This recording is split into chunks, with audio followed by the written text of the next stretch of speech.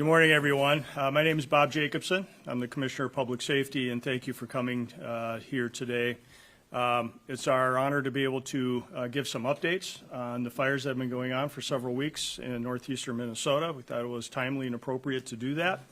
I also want to just again note our thanks, number one, to those responders who've been out there for the last several weeks continuing to fight these fires, making sure that they're there protecting Minnesotans and all of those out there who have suffered from this. I also want to make sure and note to the families and those who've been impacted. Again, our hearts go out to all of you who have been through this. What I have seen is some great resilience from those who have suffered losses in these fires, from those neighbors, those community members who have come together to support those who have suffered those losses. Governor and I had an opportunity, along with others, to visit, including Hugo's Bar in Brimson, just to have an opportunity to speak to a number of people who were there, including the bar owners and including the community who were coming together at that spot, again, to support others who are going through this, this tragedy. So with that, I'm going to turn it over to our Governor, Tim Walz, to begin our presentations. Governor?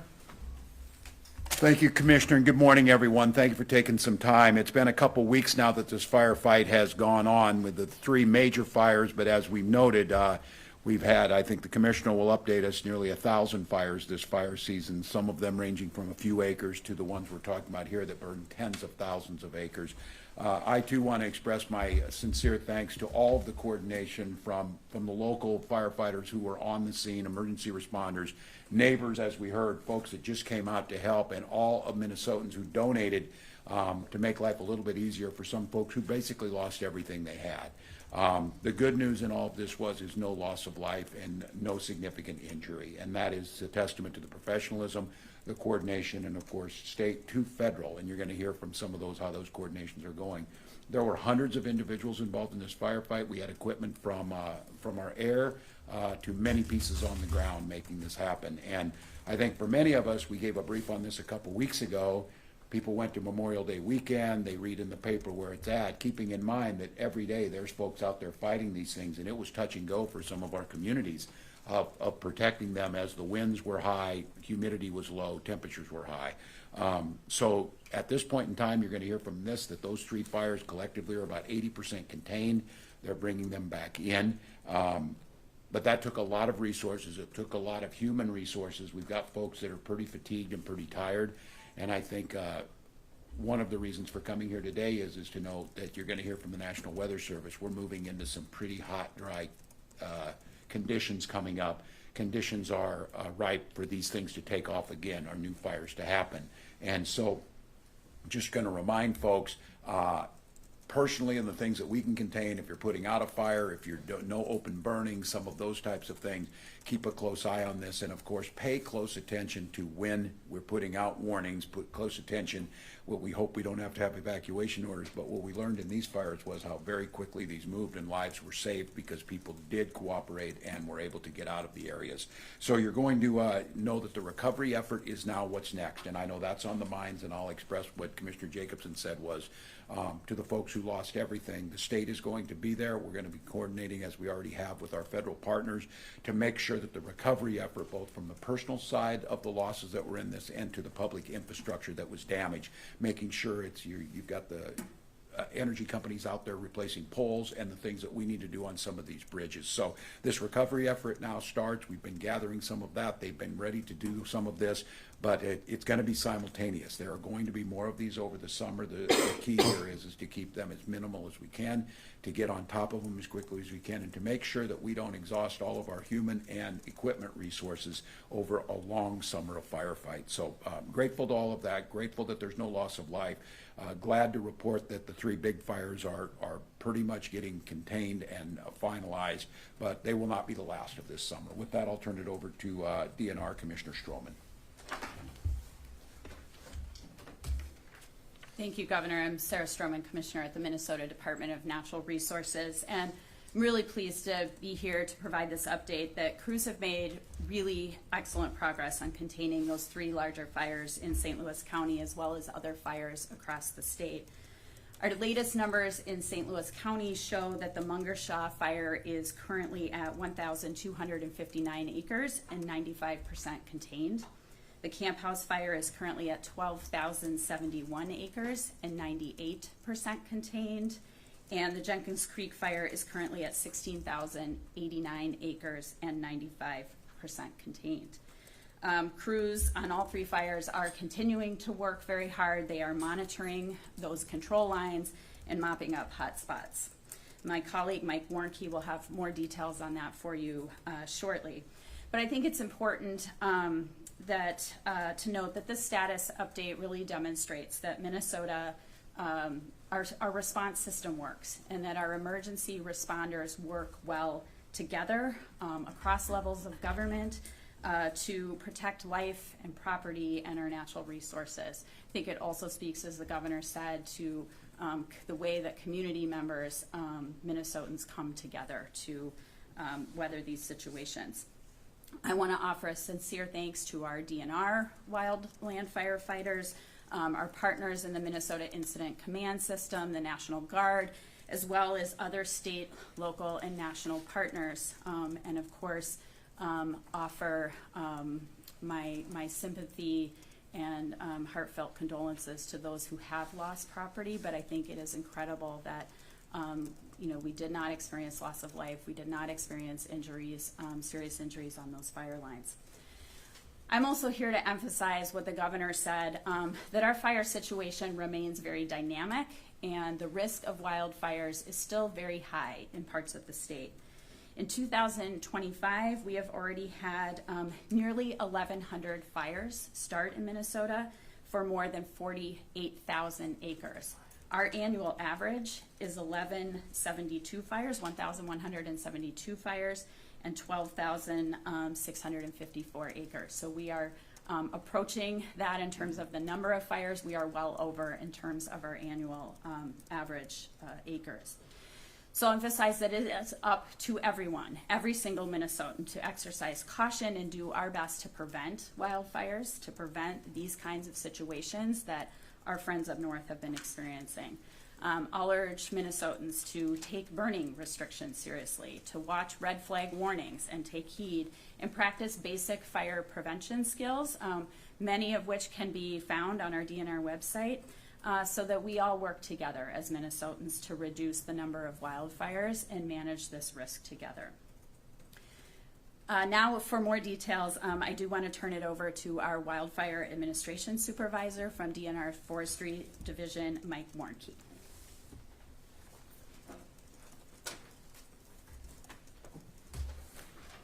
Good morning. As Commissioner Stroman mentioned, containment for the Camp House, Jenkins Creek, and Mungershaw fires is between 95 and 98% contained at this point in time. That's a testament to all the hard work that everyone's put in so far. While containment is a key measure of our firefighting progress, it does not mean fire is out. Work continues to find hot spots, flare-ups, patrol those fire lines, and continue to work towards 100% containment. We sincerely appreciate all of the public's response, cooperation, and support by abiding by all the restrictions that have been in place around these fire incidents and that continue to be in place in parts of these incidents as this response continues to go forward. Currently, as of today, Minnesota DNR is managing both the Camp House and Mungershaw fire with resources locally within the DNR. The Jenkins Creek fire is being managed by a national incident management team in conjunction with Horse River fire, which is located in the Boundary Waters Canoe Area Wilderness, which currently is about 12 acres in size. Certainly, as others have said, we are truly thankful for all the many partners that have come together to help everybody manage this, including local fire departments, tribal partners, our state and federal agencies, as well as crews that we've been able to bring in from many other partner states across the country. The Minnesota DNR and the Minnesota Incident Command System have an outstanding track record of fighting wildfires over the years, and we're well positioned to continue to do this good work, strategically placing resources across the state in areas of the greatest need and ready at a moment's notice to deploy these resources to fight wildfires, regardless of the land ownership on the ground. Currently, luckily, fire conditions have decreased a little bit from where we were a couple weeks ago. With that being said, though, it is still extremely dry across the north and northeast, which has received little to no precipitation in these last couple weeks and primarily through the whole month. We're looking at a period where we think fire danger is going to increase this weekend. We're looking at warm temperatures, dry, and because these fuels in these areas continue to be dry, it will continue to increase this weekend. People should expect the fire conditions to remain elevated until such time that we receive significant precipitation over a long period of time across all of the state, and especially across that Arrowhead and northern Minnesota area to prevent these fires. People should really do take care. Remember, anytime that you have a fire, always attend to it and make sure it's out cold before you leave, and then check it again. Most importantly, if you do see a wildfire, call 911 immediately. Please do not try to suppress it yourself. Leave that to the professionals to engage and take care of that. To learn more about what's coming up ahead of us for the weather conditions over the next month here, which hopefully are improving, but we'll learn here in a moment, I'll turn it over to National Weather Service meteorologist Joe Moore.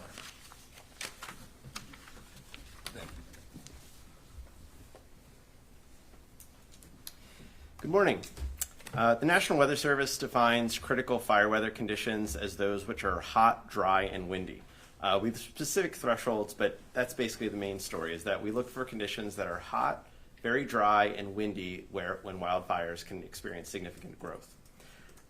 In the coming days, we do see these conditions returning to most of Minnesota, and especially in the northern part of the state where we just have not had a lot of rainfall recently. In the past 7 days, we've had less than 1/10 of an inch for most of northeast Minnesota, and for the month, we're at about half of where we usually should be for the amount of rainfall. In the coming days, we're looking at hot and dry conditions with relative humidity values falling to 20 to 30% in northeast Minnesota. And while it's not going to be as windy as it was back in early to mid-May when we had the significant fire growth, it's still going to be hot and dry enough that we could see fires rapidly grow. And that's why the National Interagency Fire Center does have northern Minnesota in a moderate risk for that kind of brown color up there for significant wildfire growth. And that risk is in effect basically from today through Monday. Next week, we do have some precipitation in the forecast, which is great news. We'll have a couple of rounds of showers and thunderstorms, and we're even tracking the possibility that some parts of Minnesota could even experience heavy rainfall amounts. However, it's really important that even if we get an inch of rain a week is about normal for this time of year. As we come into June, we need this normal amount of rainfall. And until we see above normal rainfall for a few weeks, we're not going to catch up on that rainfall deficit. And so in between the rounds of rainfall, we're still going to have periods where it is hot, dry, and windy, and conditions that could develop where wildfires could spread rapidly. Beyond the rainfall next week, we are looking at, for the month of June, temperatures remaining above normal. The odds look like it will stay in a pretty warm weather pattern through June and into July and August. Precipitation, there isn't a strong signal either way, so that means that we could see equal chances for above normal or below precipitation. But again, until we see that kind of inch a week that we need to keep the soil moist, to keep vegetation growing, we're still going to have these periods in between the rainfall where it could get hot, dry, and windy, and we could see these critical fire weather conditions resume. The National Weather Service is here to support all of our federal, state, tribal, and local partners. We do weekly coordination calls with Minnesota DNR and our federal partners, and we also provide spot weather forecasts. We've provided hundreds so far this spring for the many wildfires and prescribed burns, and we are ready to support our local, state, federal partners throughout the summer. That's all I have, and I'm going to pass it off to HSEM Director Allison Feroli.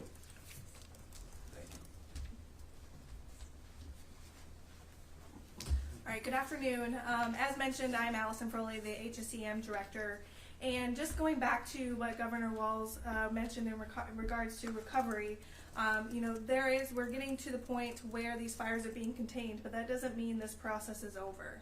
And, HSEM has been alongside the locals, the regionals, and other state partners as we've gone through this whole process over the last few weeks. But now that we're really moving into that recovery process. And one thing I want to remind everybody is that recovery is a marathon. And so this is going to be a process and a situation that's not going to be a sprint. It's not going to move fast. But we as HSEM are going to continue to be alongside St. Louis County and other counties that are impacted by these fires, along with regional, state, and federal partners as we go through this process. Also, as these fires are continuing to get more contained, and that doesn't mean it's over, as I've mentioned.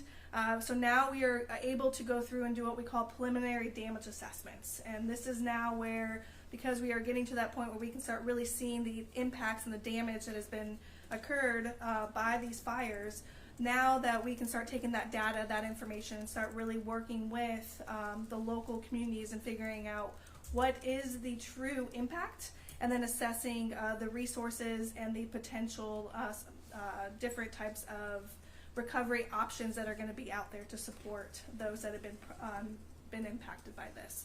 So as I mentioned, HSEM is going to continue to work alongside those that have been impacted by these fires, and hopefully we can see a nice calm summer. But again, we're not going anywhere. It is going to be a marathon through this recovery process. So with that, thank you. Well, thank you, Director. A huge thank you to everyone, state employees who worked on this, DPS, again, locals, and I'm just going to shout it out. Much like insurance is always one of those things, you make your premiums and you wonder sometimes why you're doing it, and then when you need it, you're glad it's there. I want to give a big thank you to our federal partners at the National Weather Service, at the Forest Service, at Fish and Wildlife, at FEMA. Hasn't been a lot of love thrown around for federal employees recently, but I'm damn glad they're there, and they do professional work, and it makes a difference in people's lives. This is what it matters, so thank you for that. With that, any of us would be glad to take questions if you got specific. Could someone go ahead. Quinn Gorham, reporter for KTTC, Northern News Now, KUIC. Governor, I'm wondering if you could reflect on sort of the federal assistance that we saw through the course of this fire, and yeah, I might let some of our partners who were able to see it come in, and we immediately, there's a process to this. I've said it before, and some of you have seen it during flooding when we come up here. We all get our binders out, and the binders are tabbed, and there's certain thresholds that get hit. The same thing is true of wildfires, and once the notifications went out, where we worked together with them, I think the biggest thing about these fires is a lot of this is taken on locally by the first responders who were there, and then the state resources come in. I'm not sure if Bob or anyone wants to say about what the requests were here, or Commissioner, of what came down. Yeah, so the question was about federal resources and how that process worked. And Mike might be able to provide more details as to the specific crews that came in federally, but I think it's important for folks to understand, and he alluded to it. As fires are small, DNR, as the state's wildland fire agency, will respond. As things get bigger, we rely on that Minnesota Incident Command System, and then as things get bigger, we rely on a federal system. Wildland fire is a federal system to come through. So, we had folks from across the country come in to respond to this fire. That included folks from federal agencies that are part of that system. So, as the governor said, U.S. Fish and Wildlife Service had crews there. U.S. Forest Service had their, Commissioner Jacobson mentioned, we were up on site in two harbors, and those federal agencies were certainly present and very active on the site. So that federal fire system and that mutual aid system is very much in place and worked very well and was critical in our success here. Any changes you guys noticed with a new administration in place from what we've seen with previous fires and federal assistance with those? No changes in this administration that I'm aware of in terms of our response to this fire, Mike. I don't know. Correct. Could someone speak? I was interested with what the governor said about making sure you're ready for like the long haul of this fire season, for staffing and resources. Are there specific things that you're like? Are you trying to hire more, train people to flex into different roles, or just telling people to prepare to work a lot this summer? Like, what are you doing for that, given the forecast? I think given the forecast, Yeah. where it's expected at least to be warmer and drier. Mm-hmm. It's not unusual for us to be prepared, so what we're doing is just maintaining kind of our regular posture, continued coordination with the Weather Service, determining what resources we may need to bring into the state to augment our needs, whether it's aircraft or crews or engines from other states. We really all kind of can relate to sort of seeing the fires on the news and that in other states, and sort of firefighters going there. That same system is supporting us here. So as we have needs, we're gonna draw on that same body of resources out to pre-position them, have them in place based on whatever the elevated danger is. Is that something you've had to do in recent years, or would this be the first time in a while that you brought folks in from, like, I know Minnesota firefighters have gone to other states like California and things like that. It's fairly routine. It's not Okay. frequent, but routine. We did bring folks in from other states last fall to support some of our efforts, so it's not unusual. It's part of the regular response system that we have in place and partnership agreements. As far as precip goes, I mean, how much has recent rainfall helped with the mitigation of these fires? How might future rainfall help with the mitigation of these fires? Where might we be without the rainfall that we've seen over the last couple of weeks? The rainfalls that have fallen have been primarily across the southern 2/3 of the state. Really hasn't hit the border counties, and the Arrowhead has received very little to minimal. The effects of that rain has really not been there. As meteorologist Moore had said, we really need to be seeing about 1 inch a week to sort of maintain an even keel. We're not anywhere close to that. So until we get to that threshold, we're kind of running behind. And as we run behind, each of those weeks that are successive where we don't get that rain puts us in more of a urgent situation for elevated fire conditions to progress through the summer. Mike, John Lordson from WCCO, when you talk about prevention and recovery, how likely is it to remove invasive plant species and things of that nature, vegetation going forward? Is it a daunting thing to take care of? Would that help mitigate these in the future? I mean, how realistic is that? When we're talking on a landscape level in that, it's sort of, we certainly can't do things at the landscape, but every fire starts locally at one small spot. And so it's those individual actions that landowners and homeowners and campers, residents might take around their individual spot that it's fire safe, and whether they're removing invasives or whatever it may be, how they're deciding to mitigate it, to take care of it in a safe manner. And if they do decide to use fire, to make sure that it's allowed, there's not restricted, that they've got proper permissions, and that those fires are insured out. As far as, and kind of bounce off that question, as far as like ecology goes, a lot of these forests, I don't know if I'm using the word properly here, but they rely on forest fires as sort of part of their forest ecosystem. I mean, what's the balance between allowing that to kind of take its place, but also protecting this from damaging property? I think that's a challenge for any of the natural resource agencies that manage, as to where do you draw the line. We always put life first, no matter what. So human life is always going to be our first intention to save and preserve in the life of firefighters. Then we'll look at sort of the resource involved, buildings, dwellings, residents, that sort of thing, and then get to the natural resource thing.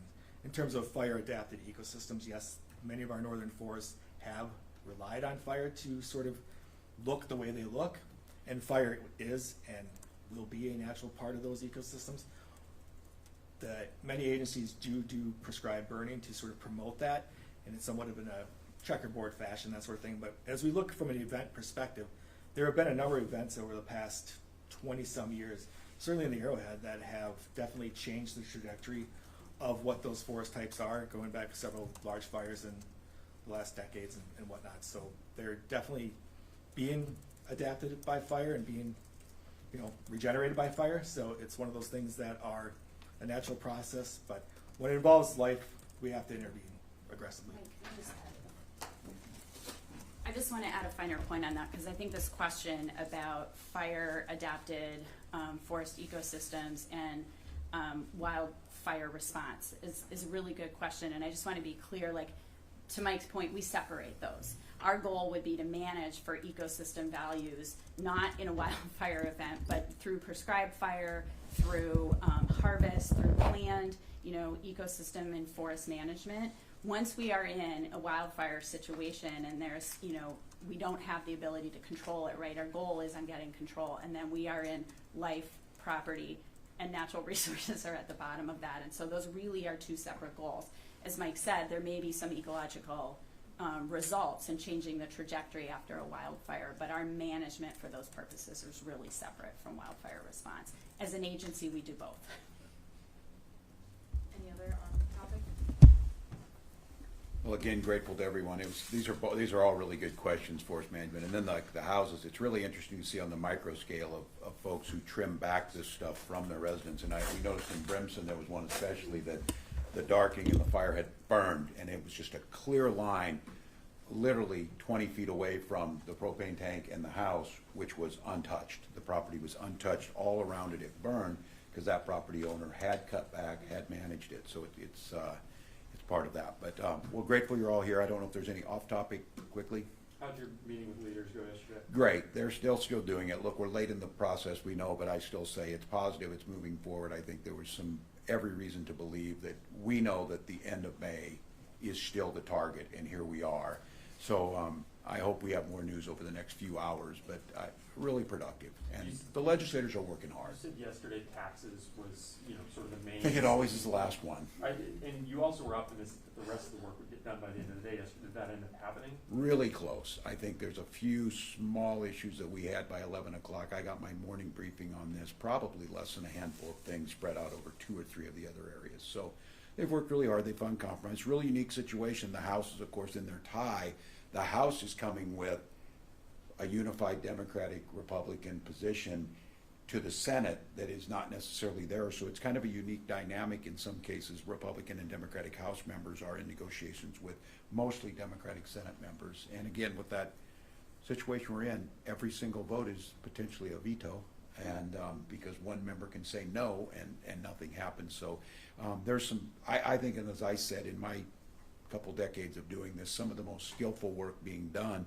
And I think at the end of the day, a budget that serves Minnesota well, that's fiscally responsible, that's able to pass the most closely divided legislature we've ever seen, and get it done before it has the impact. But I do note that by tomorrow night, our first set of layoff notices will need to go out according to contracts.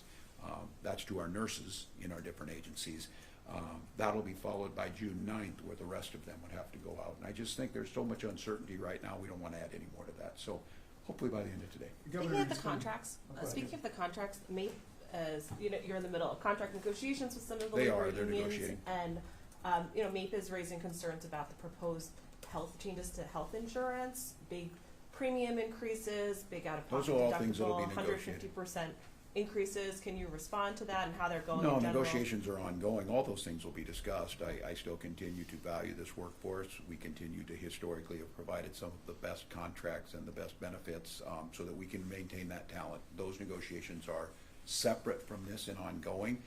They're tied to it in that operating expenses are part of this budget. So first step here is for us to get this budget done, get it wrapped up, get the operating expenses, and then for the negotiators to continue on. Is the state budget situation then forcing your hand in terms of passing more costs to employees? No, not at this point. Those are negotiations that will have to happen once we get there. We haven't crossed it yet. Yeah, Governor, it's been 10 days since the actual session ended, but the majority of these working group meetings have still been private. Do you think it's fair to the public that these are all happening behind closed doors? Yeah, well, I think the nature of negotiations, a lot of this stuff happens that way. That's not all been the case. A lot of the taxes has been forward. When you're in a situation like this, though, just like any negotiation, this has been true since the founding of the Republic and the founding of the state.